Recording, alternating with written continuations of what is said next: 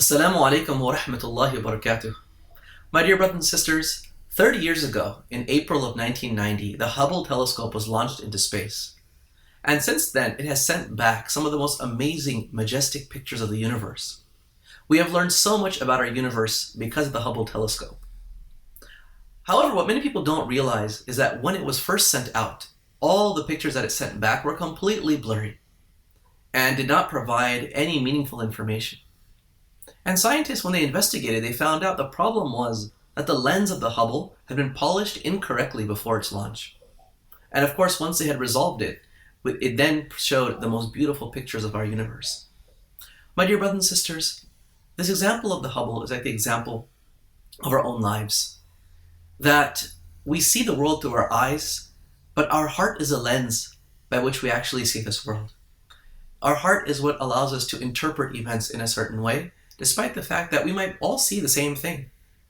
And this is one of the aspects of life that we see, that many people see the exact same event in life and they interpret it very differently. So I want us to think about that today in light of the coronavirus, in light of everything that's happening. How are we responding? What do we see? And Allah subhanahu wa ta'ala, He gives us some insight into this notion that people can see the same thing and respond very differently. And He gave us the example in Surah Al-Ahzab when He talked about how the believers differed so fundamentally different than the hypocrites and those who had a sickness in their hearts, and how they viewed the war that was taking place. So Allah subhanahu wa ta'ala, He describes for us. He says, وَإِذْ يَقُولُ الْمُنَافِقُونَ وَالَّذِينَ فِي قُلُوبِهِمْ مَرَضٌ مَا وَعَدَنَا اللَّهُ وَرَسُولُهُ إِلَّا غُرُورًا. So Allah tells us that when the hypocrites and those who had a sickness in their hearts, when they saw 10,000 people coming to attack them, their response was what? Allah and His Messenger have promised us nothing but deception. They have lied to us. But the believers, they had the exact opposite attitude. Allah subhanahu wa ta'ala, He said, وَلَمَّا رَأَى الْمُؤْمِنُونَ الْأَحْزَابَ قَالُوا هَذَا مَا وَعَدَنَا اللَّهُ وَرَسُولُهُ وَصَدَقَ اللَّهُ وَرَسُولُهُ وَمَا زَادَهُمْ إِلَّا إِيمَانًا وَتَسْلِيمًا. The believers said what? They said they saw 10,000 people coming towards them. And their response was, this is exactly what Allah and His Messenger have promised us. And Allah and His Messenger have indeed spoken the truth. And that only increased them in their faith and their submission to Allah subhanahu wa ta'ala. So here you see, my dear brothers and sisters, how people can see the exact same event and interpret it differently. Another example is when Allah subhanahu wa ta'ala, He gives us some parables surrounding the tiniest of creatures He has made. And He's given us the example of a mosquito, of a spider, and even a fly in the Quran. But why has He given us this example? He has given us this example for us to see His majesty, to see His ability, to see His wisdom, to see His beauty. But not everybody can see that. And so Allah tells us exactly the two different responses people have. إِنَّ اللَّهَ لَا يَسْتَحْيِي أَن يَضْرِبَ مَثَلًا مَا بَعُوضَةً فَمَا فَوْقَهَا. Allah said that He is not too shy to even give the example of a mosquito to humanity. Now, a mosquito, you'd say, man, what is the point of Allah giving the example of a mosquito? Well, those who believe, فَأَمَّا الَّذِينَ آمَنُوا فَيَعْلَمُونَ أَنَّهُ الْحَقُّ مِنْ رَبِّهِمْ. Those who believe, even in the mosquito, even in the fly, even in the spider, they see the signs of Allah subhanahu wa ta'ala. They see the ability of Allah subhanahu wa ta'ala. They see His rahmah. But those who disbelieve, وَأَمَّا الَّذِينَ كَفَرُوا فَيَقُولُونَ مَاذَا أَرَادَ اللَّهُ بِهَذَا مَثَلًا. Those who disbelieve, what was their response? This is all a bunch of nonsense. What are you giving me these examples of spiders and flies and mosquitoes? What is the point of all this? They could not see what Allah wanted them to see. So I ask you today, and I ask myself, my dear brothers and sisters, how can we polish our hearts so that we see the majesty of Allah in the world?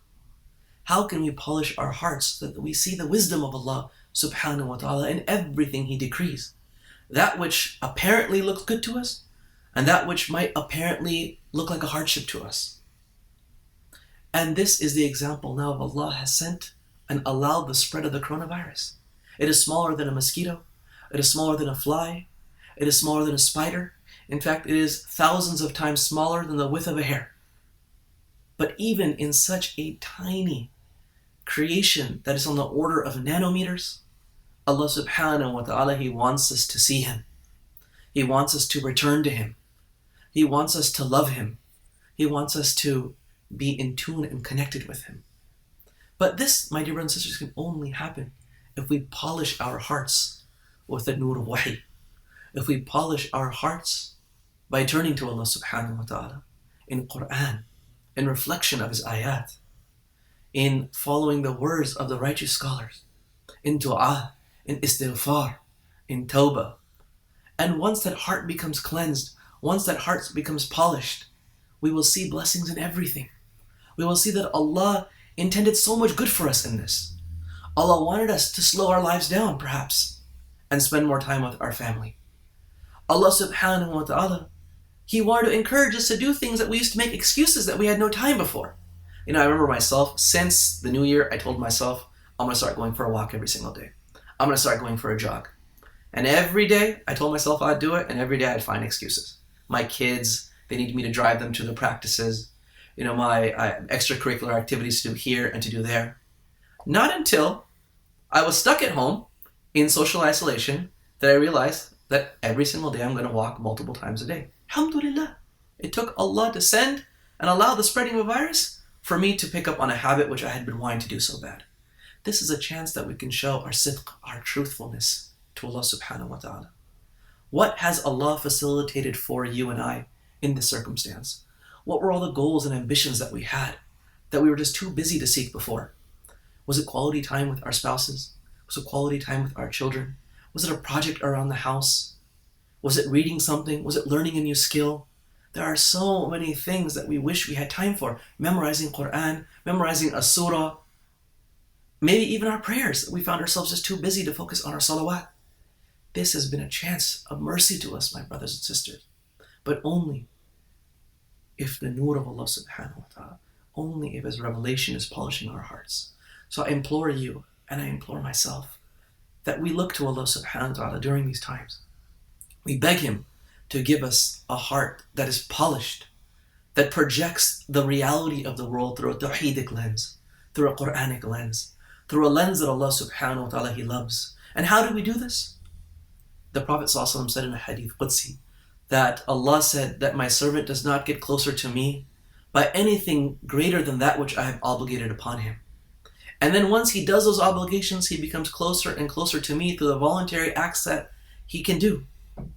And once he gets that close to me, Allah says that I love him. And once Allah loves somebody, He becomes the eyes through which an individual sees. He becomes the ears by which an individual hears. He becomes like he's with that person with his limbs when he walks and he goes somewhere. So if we want to have that lens that is Islamic centric, Quranic, Tawheedic, we move toward Allah subhanahu wa ta'ala in pleasing Him in that which He's obligated us and that which is voluntary. And I ask Allah subhanahu wa ta'ala to show us His numerous blessings, His rahmah, His maghfirah, His love, His hikmah, His ilm, and all that He decrees for us. Subhana rabbika rabbil izzati amma yasifun, wa salamun ala al-mursaleen, walhamdulillahi rabbil alamin.